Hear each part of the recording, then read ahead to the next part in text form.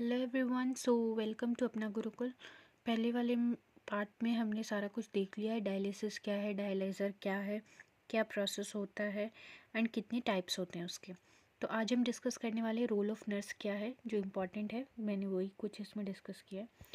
तो फर्स्ट जो प्रायोरिटी आपको देना है कि जब हीमोडायलिसिस कर रहे हैं तो उसमें हमें क्या चेक करना है, चेक द पेटेंसी। ये फर्स्ट प्रायोरिटी होती है, ठीक है। पेटेंसी चेक करना है कि जो भी ट्रांसफ्यूजन हो रहा है, एक्सचेंज हो रहा है, वो प्रॉपर है, ठीक है। एंड ये भी देखना है कि ट्यूब में कोई एयर फॉर्मेशन ना हो which can cause air emboli, जिसकी वजह से एयर एम्बोलिज्म हो सकता है, ठीक है। नेक्स्ट आपको ऑस्कल्टेट करना है, सुनना है क्या, for brute sound. Brute sound होता है जिसको वूशिंग साउंड भी बोलते हैं। ब्रूट साउंड जो है, क्वेश्चन पूछा जाता है ये कब सुनाई देता है, अगर कोई फॉल्टी ब्लड जा रहा है, ठीक है। जो ब्लड एक्सचेंज हो रहा है उसमें कुछ प्रॉब्लम आ रही है, या फिर प्रॉपरली वेस्ट जो है वो रिमूव नहीं हुआ है, उसमें कोई प्रॉब्लम है, प्यूरिफिकेशन प्रॉपर नहीं हो रहा है, तो ब्रूट साउंड सुनाई देगा, जिसको वूसिंग साउंड भी बोलते हैं। या फिर थ्रिल और वाइब्रेशन कहाँ सुनाई देगा, heard at this site, site पे सुनाई देगा। ये चेक करने से क्या पता चलता है, to evaluate the patency of AVF, atrio ventricular fistula, ठीक है। जो होता है वहाँ पे पेटेंसी हमें पता चलती है साउंड चेक करके। इफ़ तो ब्रूट साउंड या वूसिंग साउंड या वाइब्रेशन टाइप का साउंड अगर आपको सुनाई दे रहा है, इसका मतलब कुछ एबनॉर्मैलिटी है इसमें। नेक्स्ट आपको एसेस करना है, कब करना है, पेटेंसी कब चेक करनी होती है, या इवैल्यूएशन कब करना है, एवरी 8 आवर्ली, हर 8 आवर्स में आपको जाके चेक करना है। नेक्स्ट चेक कैसे करेंगे, ये जो ऑस्कल्टेशन प्रोसेस है स्टेथोस्कोप से चेक नहीं कर सकते। वाई, बिकॉज स्टेथोस्कोप से ये ऑडिबल नहीं होता है। तो एक मेथड है दैट इज़ डुप्लेक्स अल्ट्रासाउंड होता है, ठीक है, उससे ये सुनते हैं। तो डायलिसिस का प्रोसेस मैंने आपको बोला क्या है, बॉडी से जो आर्टरी होती है वो ब्लड लेगी और कहाँ सेंड करेगी, डायलाइज़र में। डायलाइज़र इसको प्यूरिफाई करके वेंस के ज़रिए वापस इसको बॉडी में भेज देता है। यही आपका डायलिसिस मेन प्रोसेस होता है, ठीक है। नेक्स्ट इसमें क्या है, हेपारिन यूज़ किया जाता है, क्यों, एंटी कोएगुलेंट, सो दैट कि कोई भी कोएगुलेशन जो है वेंस में ना हो, या फिर कोई जो भी ब्लड है वो कोएगुलेट ना हो, जो भी ट्यूब्स यूज़ हो रहे हैं, कैथेटर यूज़ हो रहे हैं वहाँ, ठीक है। तो हेपारिन यूज़ किया जाता है साथ में।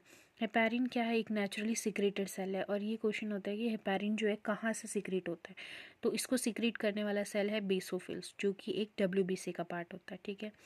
हीमो डायलिसिस जो ट्रीटमेंट है कितने देर तक चलता है, कितने देर का होता है, ये एक साइकिल 4 आवर्स तक हीमोडायलिसिस का जो प्रोसेस है वो चलता है, ठीक है। हीमोडायलिसिस कब किया जाता है, it is that done 3 times in a week में या हफ्ते में आप इसको 3 बार कर सकते हैं। और कितने देर के लिए, 4 आवर्स के लिए। इसमें नॉर्मल सलाइन यूज़ किया जाता है टू प्रिवेंट द हीमोलाइसिस, ठीक है। ये भी क्वेश्चन होता है बहुत important. Haemolysis, haemolysis means break down of the blood और RBC, ठीक है। जो ब्लड का लाइसिस मीन्स ब्रेक डाउन होता है, तो वो ना हो इसके लिए इसमें नॉर्मल सलाइन का भी यूज़ किया जाता है। ब्लड कोआगुलेशन पूछा तो हेपारिन, और हीमोलाइसिस ना होने के लिए क्या यूज़ किया जाता है, that is normal saline. Next question can be ask that इसमें कौन सा मैकेनिज़्म, ये जो ब्लड एंड डायलिसेट जो एक्सचेंज हो रहा है इसमें कौन सा मैकेनिज़्म यूज़ होता है, that is osmosis and diffusion, ठीक है। एक साइड से क्या है, ब्लड जाता है from lower concentration to high concentration में, और डिफ्यूजन यानी कि डायलिसेट क्या होता है, high concentration to low concentration में जाएगा। इसमें ब्लड एंड डायलिसेट एक्सचेंज होता है, प्यूरिफिकेशन होता है, एंड आर्टरी वेन्स में प्रोसेस जो मैंने आपको समझाया वैसा होता है। तो इसमें 2 मैकेनिज़्म होता है, और ये 2 मैकेनिज़्म को क्या बोलते हैं, अल्ट्रा फिल्ट्रेशन। तो ये 3 मैकेनिज़्म में से कुछ भी अगर ऑप्शन में है तो आप उसको टिक कर सकते हैं, ठीक है। ऑस्मोसिस प्रोसेस होगा, डिफ्यूजन होगा, अल्ट्रा फिल्ट्रेशन होता है। नेक्स्ट एक फिनोमेना समझाना है, दैट इज़ कि जब भी ब्लड को री इंसर्ट किया जाता है ना, री इंसर्ट का मतलब है दोबारा बॉडी में भेजा जा रहा है।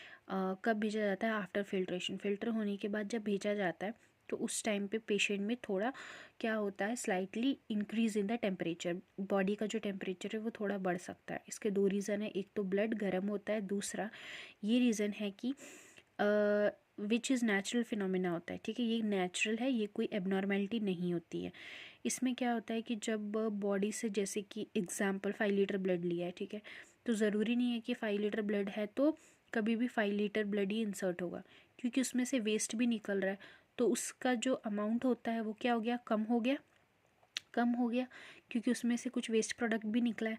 वेस्ट प्रोडक्ट निकलने का मतलब समझ लीजिए 5 का 4 लीटर मान लीजिए, 3.5 रख लीजिए, ठीक है। 5 लीटर है तो 4.5 तक मान लीजिए। क्यों? क्योंकि उसका अमाउंट कम हुआ, ठीक है। अमाउंट कम हुआ तो जब री इंसर्ट करते हैं तो उस टाइम पे अगर जो पेशेंट में 99 डिग्री फ़ारेनहीट मान लीजिए थोड़ा सा टेम्परेचर इंक्रीज़ हुआ है, तो इसमें नर्स का रोल पूछा जाता है क्या होता है, तो इसमें नर्स का रोल होगा नथिंग, कुछ भी नहीं। ये क्वेश्चन ऑलरेडी आ चुका है एम्स में, तो नथिंग होगा। इसमें आपको रोल क्या है, role of nurses to record the documentation, and documentation just करना एंड देन फिजिशियन को इन्फॉर्म करना, बिकॉज एक नेचुरल फिनोमिना ये होता है नॉर्मली, ठीक है। तो जितना भी ब्लड लिया गया है बॉडी से, ज़रूरी नहीं है वो उतना ब्लड वापस आए। इसके वजह से पेशेंट में क्या होता है, थोड़ा सा टेम्परेचर इंक्रीज़ होता है। देखिए जितना ब्लड मैंने आपको ऑलरेडी बताया निकल रहा है उतना वापस नहीं जाता है, उसकी वजह से कॉम्प्लिकेशन होने के चांसेस है, जिसको बोलते हैं हाइपोटेंशन, ठीक है। हाइपोटेंशन, तो हाइपोटेंशन एक मेन क्वेश्चन है। मोस्ट कॉमन कॉम्प्लिकेशन पूछा गया हीमोडायलिसिस का क्या होता है, that is hypotension. Best indicator क्या है रीनल फेलियर का, बेस्ट इंडिकेटर होता है क्रिएटिनिन, BUN, ये जो है ना बन, क्रिएटिनिन, यूरिक एसिड, ये सारा ही वेस्ट है, तो इन सब का लेवल इंक्रीज़ होता है थोड़ा बहुत। लेकिन मेनली क्या है, क्रिएटिनिन का लेवल जो है अगर इंक्रीज़ हुआ है तो ये डायग्नोस करता है कि रीनल फंक्शन टेस्ट भी इसको बोला जाता है, या फिर KFT, किडनी फंक्शन टेस्ट, ठीक है। किडनी फंक्शन टेस्ट या रीनल फंक्शन टेस्ट किया जाता है, जिसमें ये पाया जाता है अगर क्रिएटिनिन का लेवल ज़्यादा है तो ये इंडिकेट करता है कि पेशेंट को रीनल फेलियर होगा या हो सकता है, ठीक है। तो ये हो गया best indicator, the creatinine level को इसमें चेक किया जाता है। एंड मोस्ट कॉमन कॉम्प्लिकेशन अगर पूछा दैट इज़ हाइपोटेंशन, तो हाइपोटेंशन ये भी बहुत बार पूछा गया क्वेश्चन। मोस्ट कॉमन कॉम्प्लिकेशन क्या है of haemodialysis, hypotension. Most common complication दूसरे टाइप का हम दूसरे वीडियो में देखेंगे, वो डिफरेंट है, that is peritoneal dialysis second type होता है, उसमें पेरिटोनाइटिस होता है, ठीक है।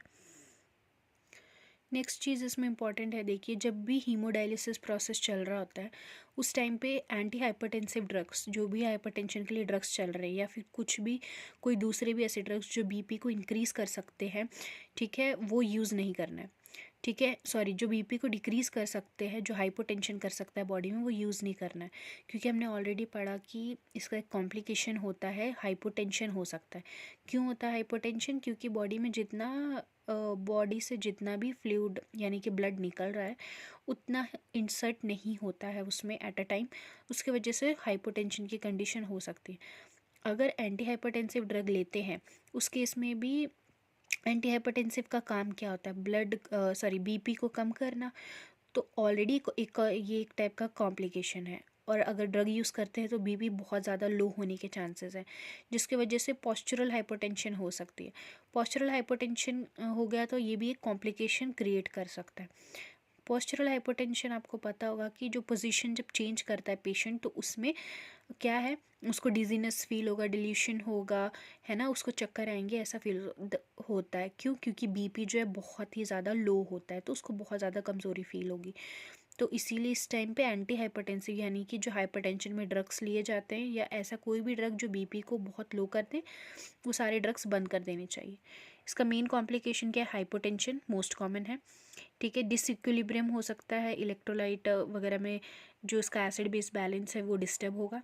एयर एम्बोलिज्म हो सकता है, इलेक्ट्रोलाइट ऑल्टरेशन, सेप्सिस यानी कि इन्फेक्शन होने के चांसेस हैं, और एल्यूमिनियम टॉक्सिसिटी होगा। एल्यूमिनियम टॉक्सिसिटी का मतलब एल्यूमिनियम भी डायलिसिस में यूज़ किया जाता है, तो वो अगर ज़्यादा हो जाए तो एल्यूमिनियम टॉक्सिसिटी होगी।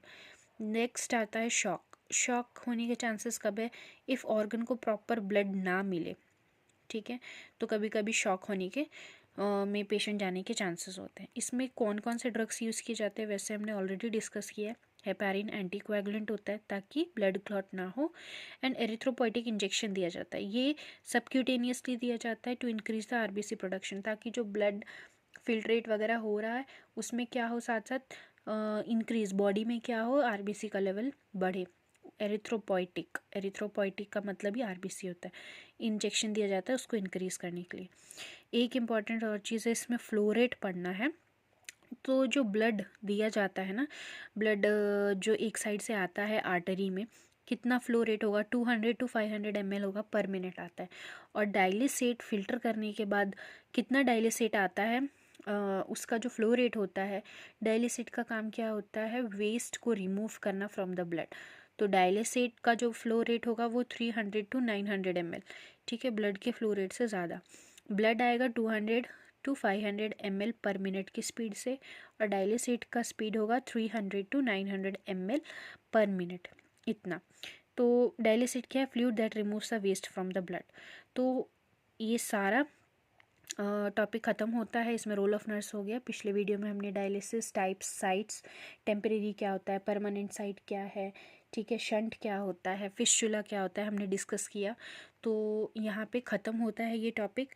आई होप आपको समझ आया होगा। सारे वीडियो शॉर्ट शॉर्ट है क्योंकि मैंने बहुत इंपॉर्टेंट सिर्फ टॉपिक एंड क्वेश्चंस कवर किए। आई होप आपको समझ आएगा। Thank you for watching. अगर आपको कोई डाउट है तो आप पूछ सकते हैं, एंड आप अपने फ्रेंड्स के साथ शेयर कर सकते हैं जो भी कॉम्पिटिटिव एग्ज़ाम्स वगैरह के लिए प्रिपेयर कर रहे हैं। Thank you.